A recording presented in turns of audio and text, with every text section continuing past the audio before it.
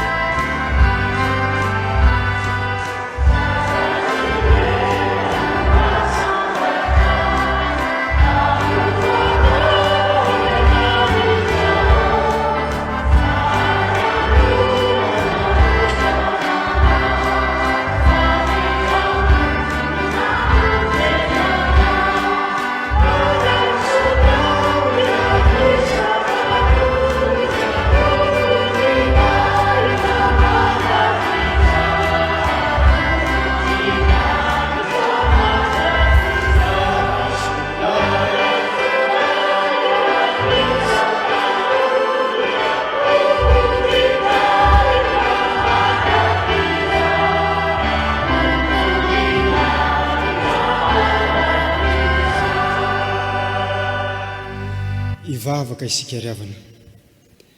Raiso ny fisaorana momba ampankalazana asandratry ny mpanomponao Andriamanitra, ny olonao izay navotanao, ny olonao izay namindranao fo ka matratra izao andro anio izao.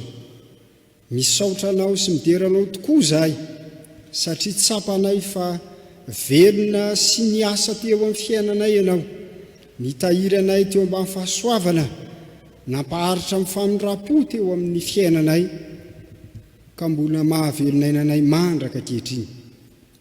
Eto amin'ity izao tontolo izao feno faharatsiana ity zahay kanefa tsy avelanao faty ao anatin'izany faharatsiana izao tontolo izao zany, fa arovanao kosa amin'ilay ratsy ary taominao mba hanavao ny fanompona ao anatin'ny fiangonana. Misaotra Tompo no ity andro alahady 17 volana Oktobra ity izay mbola ny FJKM manontolo mahatsiaro ny sapana Fifohazana ka mitondra azy ambavaka sy manohana ireo asa tanterahany eo anivon'ny fiangonana ho fijoroana vavolombelona sy fampielezana ny filazantsaranao manerana ity izao tontolo izao ity. Mankasitraka ny amin'izay fanamoazanao ny malagasy tao anatin'izany tantaram-piaina ny firenena izany. Mankasitraka fa mandraka ankehitriny dia mbola te hamoa malagasy maro ianao ka mampijoro ny sampana Fifohazana ho fantsopitahiana ho fitaovana mahomby ao anatrehanao hanatanteraka ny famonjenao. Ankehitriny ary Andriamanitra, raha miombona mankalazanao Andriamanitra eto zahay dia mangataka ny fanatrehanao amin'ny alalan'ny fanahy masina, amasiny Tompo, amarino izao fampofavahana imbonana eto izao. Fa nikendrenay amin'izany dia ny vonina eto Andriamanitra sy ny fampandrosoana ny fiangonana. Eny hiavao amin'ny fanomponanao ato amin'ny fiangonana izay no ny fanatrehanao. Dia matoky ny fiarahanao sy ny fanatrehanao aminay amin'izao fampofavahana izao zahay ka dia tsy ho tahaka izay nahatongavanay sy nidiranay teto no hivoahanay eto rehefa mifarana ny fotoana rehetra, fa olona no havaozinao tokoa izay rehetra handray ny teny fiainanao aminao. Dia amin'ny anaranao ry Jesosy Kristy Tompo no nandratanay izany vavaka izany. Amen. Azo toerana ianareo ry havana. Iroso amin'ny fankalazana ny ten'Andriamanitra isika. Ny hira izay efa voalahatra 820 sy 300 ny ataontsika.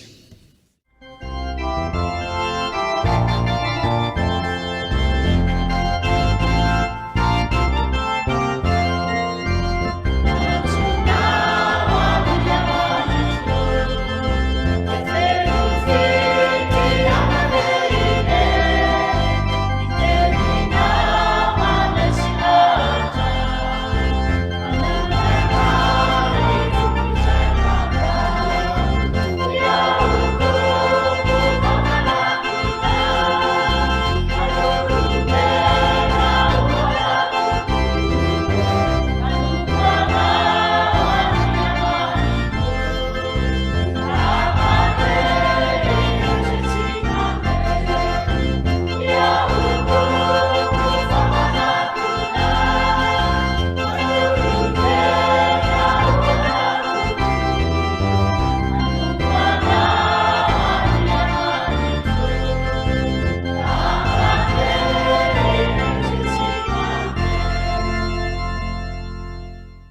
Vavaksika riavana. Ry Andriamanitra raha izanaka fanahy masino, endrezany fifalian'ny fonay, satria lehibe ny fitiavana ho anay. Hamangy ny olonao indray ianao amin'ity fotoana ity, amin'ny alalan'ny teninao, ka dia mankasitraka sy manome voninahitra anao izay Tompo, satria zava-dehibe loatra amin'ny fiainanay, no hoe nao Andriamanitra Tompo manana ho lazaina aminay zanakao. Nangatanay aminao dia feno ny fanahy masina ny tsirairay avy. Miatomboka ny tompona anjara maky ny teninao, ny mpanomponao izay notendrenao hitondra ny afatra ho tompo amin'ity androany ity. Ary ny vahoakanao rehetra mba samy hovangin-izany teninao izany Andriamanitra.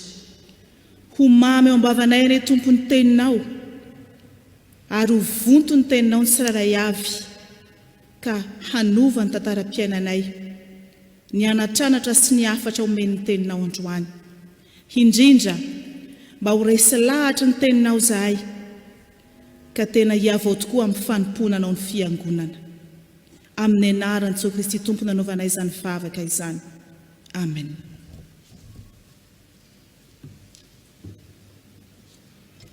Dia mbola maky sy heno ny teny soratra masina tsika riavana. Izany dia ho hitantsika eo am-bokin'ny tantara faharoa. Tantara faharoa toko 5:20, vakina manomboka ny 9:9 ary dia faranana amin'ny 9:7.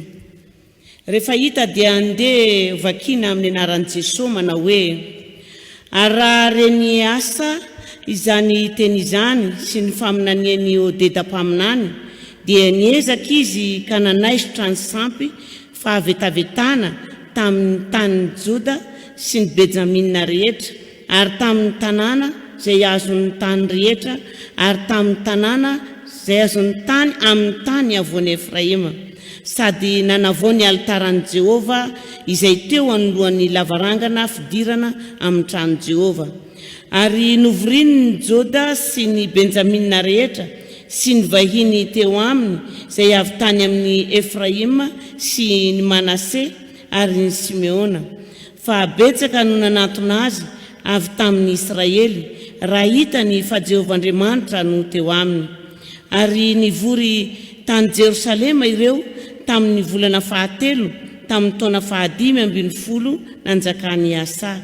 Ary andro tsy izay no nanaterany fanatra ho an'i Jehovah tamin'ny babo izay nentiny, dia omby 700 sy ondry amanosy 7,000. Ary nanao fanekena hitady an'i Jehovah Andriamanitry ny razany tamin'ny fony rehetra sy ny fanainy rehetra izy, ka na iza tsy mety nitady an'i Jehovah Andriamanitry ny Israely dia atao maty, na kely na lehibe, na lahy na vavy.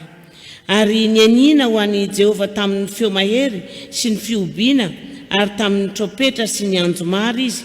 Ary ny Joda rehetra ny faly noho ny fianianana, fa efa nianina tamin'ny fony rehetra izy, sady nazoto nitady an'i Jehovah indrindra, ka dia nahita azy. Ary Jehovah dia nanome azy fiadanana tamin'ny manodidina fahizay. Ary na dia himaka reniny Asa mpanjaka aza dia nahetriny tsy ho andriam-bavy, satria efa nanao sampy ho an'ny Asa izy, ary Asa nikapany sampiny, dia nanorotoro ka nandoro azy tao amin'ny lohasahandrika Kidrona. Fa ny fitoerana avo tsy mba noravana tamin'ny Israely, nefa nahitsy ny fony Asa tamin'ny androny rehetra. Ary nampidiriny ho an-tranon'i Jehovah ny zavatra izay nomasininy rainy mba amin'izay nomasininy tenany, dia volafotsy sy volamena ary fanaka.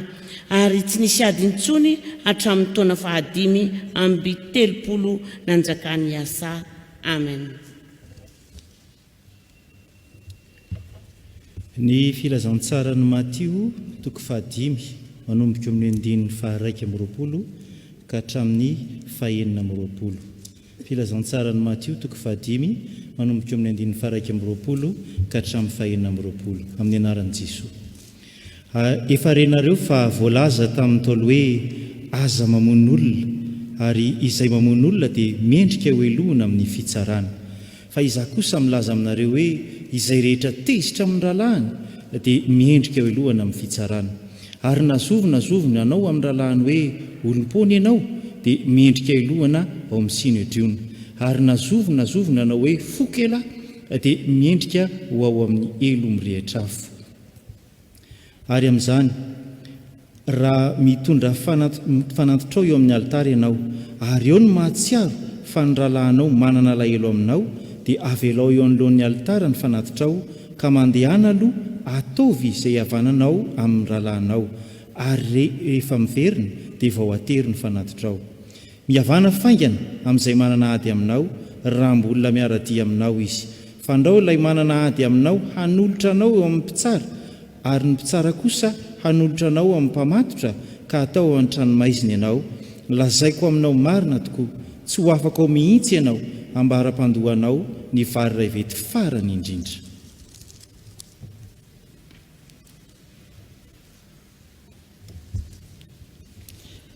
Ho faranantsika riavana ny famakiana ny teny izany dia hitantsika ao amin'ny epistily voalohany soratan'i Petera voalohany 2:7-7 ka hatramin'ny 2:10. Petera voalohany 2:7-7 ka hatramin'ny 2:10.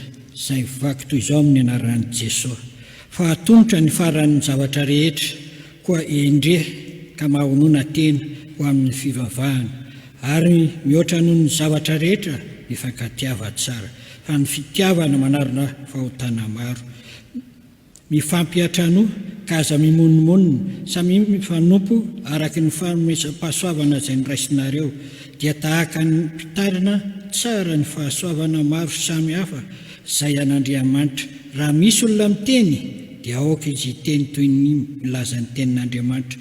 Raha misy olona manompo dia aoka izy hanao izany araka ny hery izay nomen'Andriamanitra azy, mba hankalazana n'Andriamanitra amin'ny zavatra rehetra amin'ny alalan'i Jesosy Kristy, fa azy ny voninahitra sy ny fanjakana mandrakizay.